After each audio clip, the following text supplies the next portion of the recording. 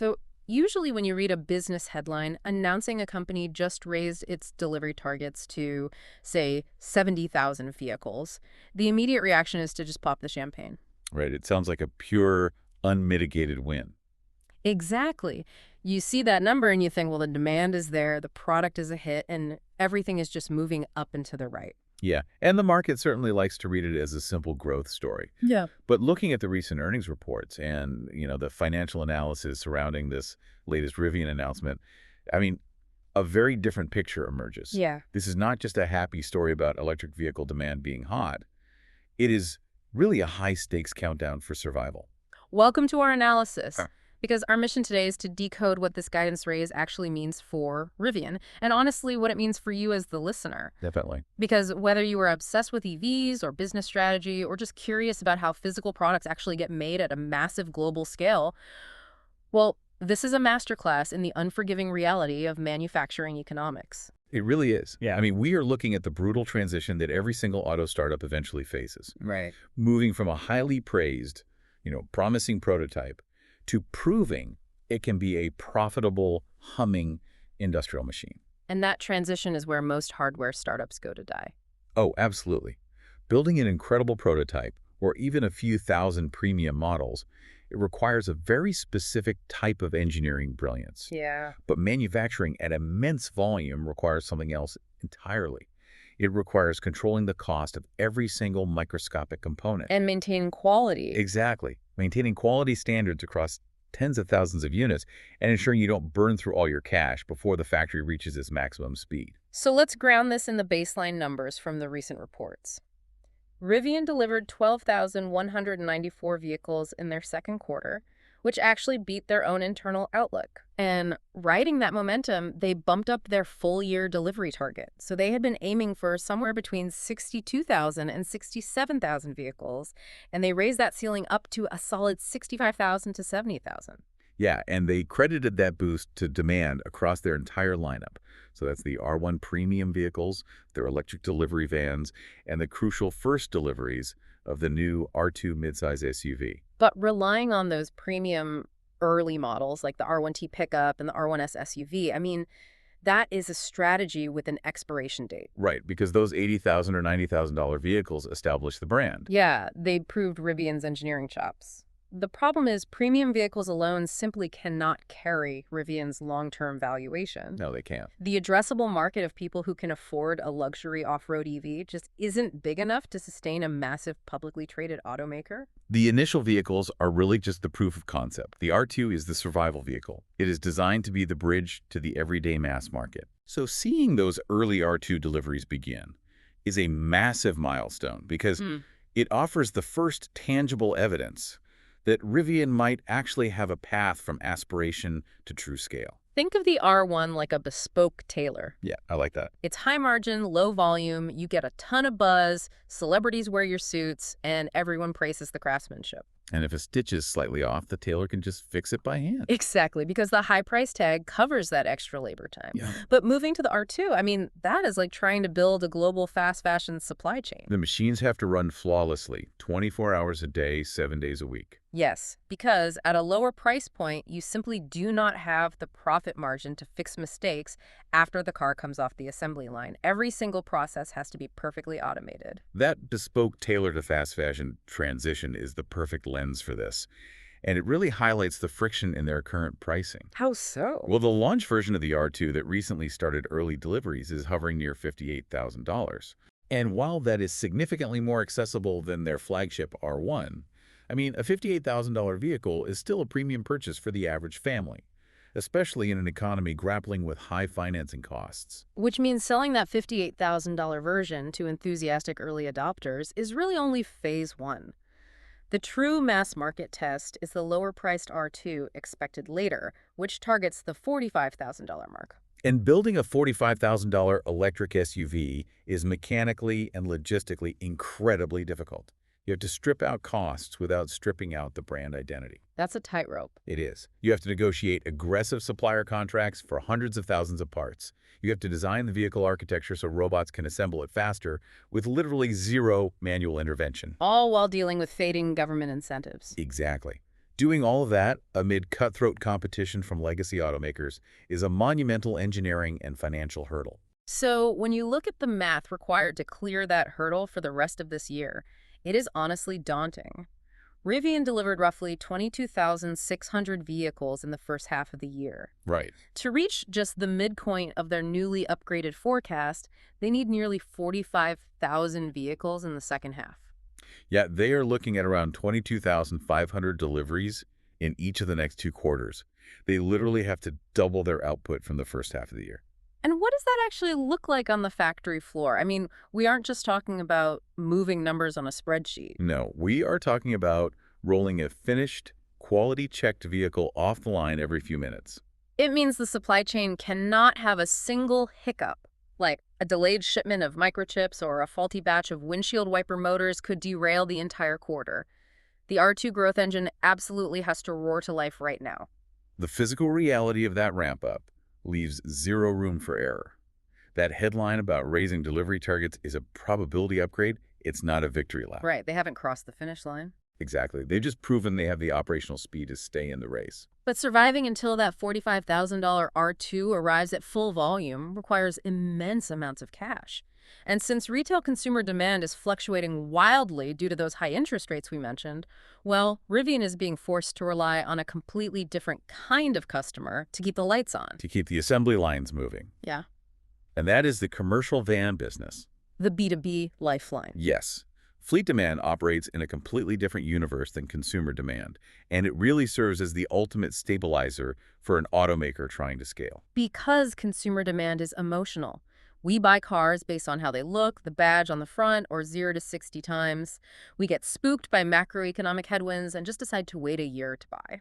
But fleet managers and commercial buyers do not care about the color of the stitching on the steering wheel. They care entirely about the spreadsheet. And that spreadsheet is all about uptime and total operating cost, right? That's it. Commercial buyers are calculating fuel savings, maintenance schedules, route efficiency, and service availability. Right.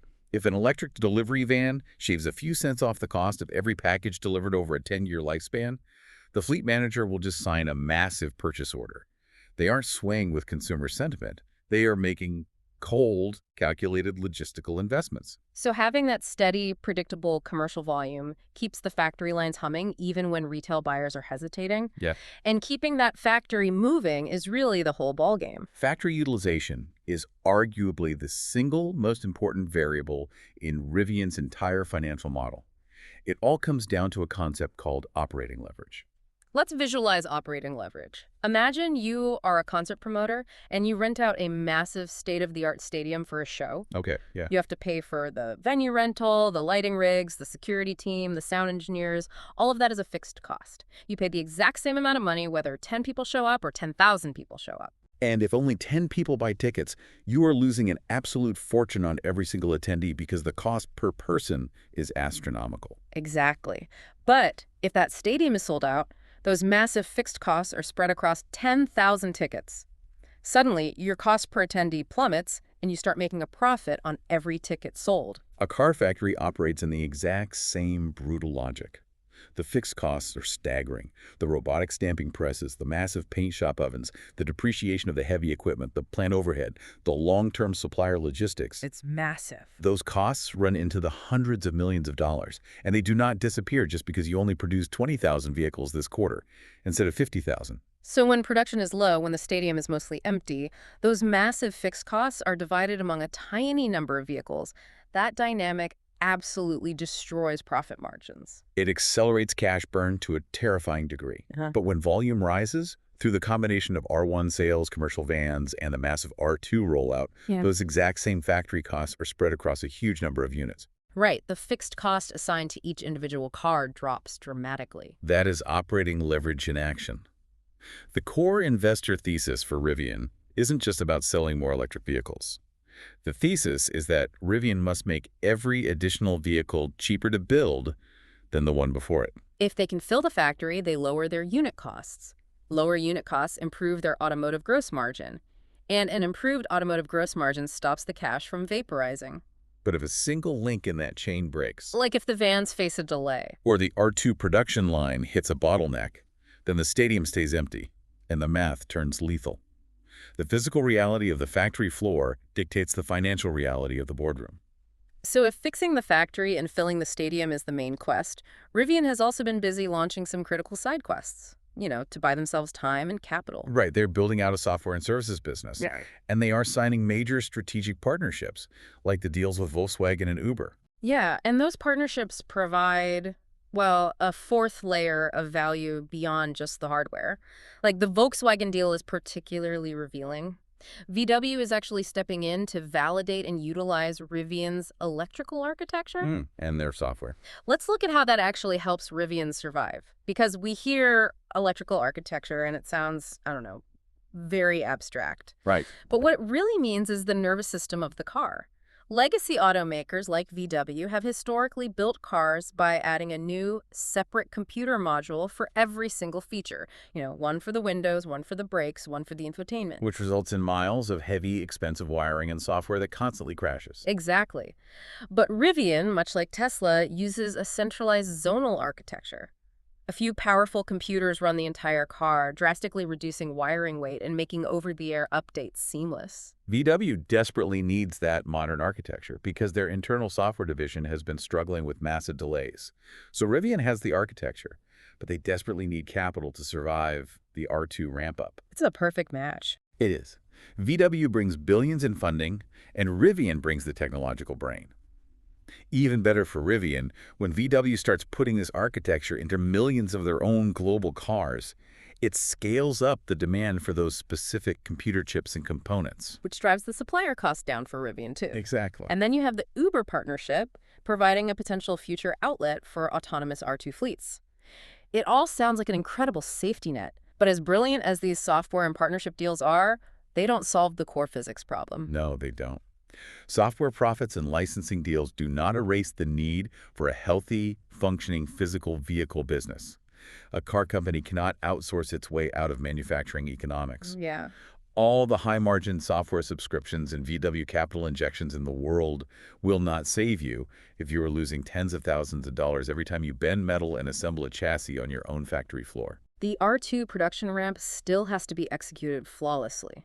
The suppliers have to deliver the exact parts on time, the vehicles cannot suffer quality dips, and the service centers have to be prepared to handle a sudden influx of tens of thousands of new customers. The partnerships buy time, but they don't build the car. The execution risk remains entirely on Rivian's shoulders. Wait, but look at the rest of the auto industry right now. Like when other automakers miss a delivery target or when EV demand softens, they just slash prices. Yeah, they run a massive summer sales event. Right. They offer 0% financing, they clear the cars off the lot, and they basically brute force their way to their volume targets. So why doesn't Rivian just pull that lever? I mean, if they start falling behind on those 22,500 quarterly deliveries, why not just permanently discount the vehicles to guarantee they hit 70,000? That is a great question, but for a company in Rivian's specific financial position, discounting is a death trap. You really have to look at who they are fighting against. Like Tesla. Exactly. Tesla has achieved massive global scale. Their unit economics are incredibly lean, meaning they actually have a profit margin they can afford to cut into.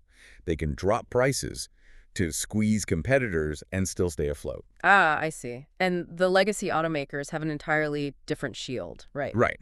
Legacy manufacturers have highly profitable gasoline and hybrid vehicle divisions. So a company like Ford or GM, they can use the billions of dollars they make selling traditional combustion engine trucks to basically subsidize the losses in their EV divisions. They have a massive war chest to fund selective EV price wars while the market transitions. But Rivian doesn't have a profitable gas-guzzling SUV division to pay for their EV discounts. No, and they don't have Tesla's global scale, which means Rivian cannot survive a race to the bottom. They cannot win by trying to be the cheapest option on the lot. Right. If they abandon their pricing discipline just to artificially pump up delivery numbers, they will instantly destroy whatever fragile margins they have built. Slashing prices means less cash coming in for every car build, which rapidly accelerates their cash burn, shortening their runway before they run out of money.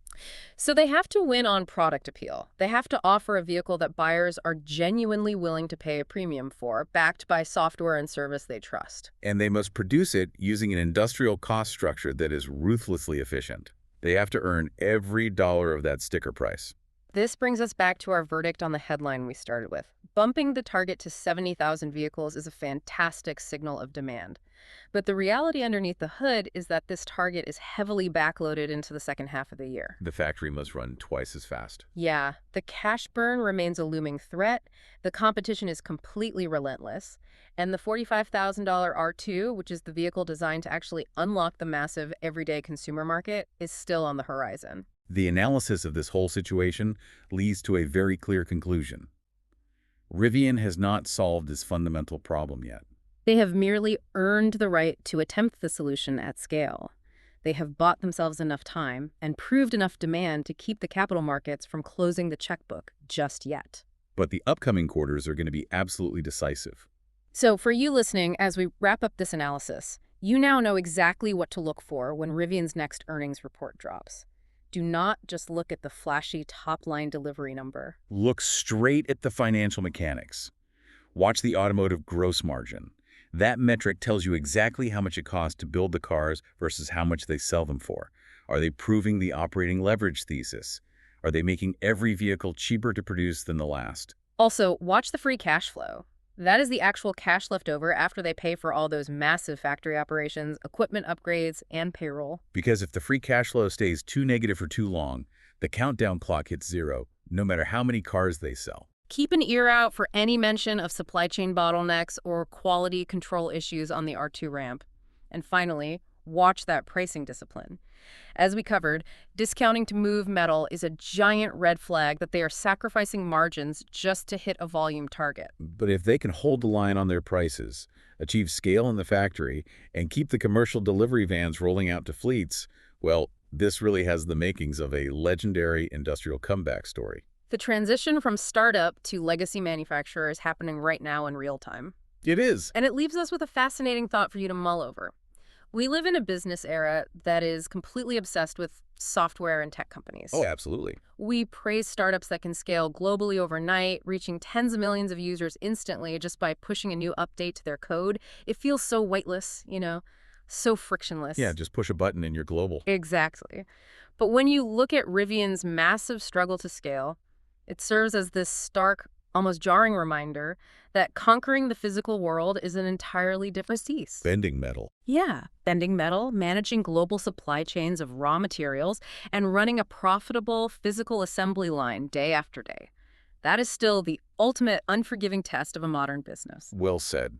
The digital world scales instantly, but the physical world always bats last. It sure does. Keep an eye on the gross margins and always keep questioning the headlines.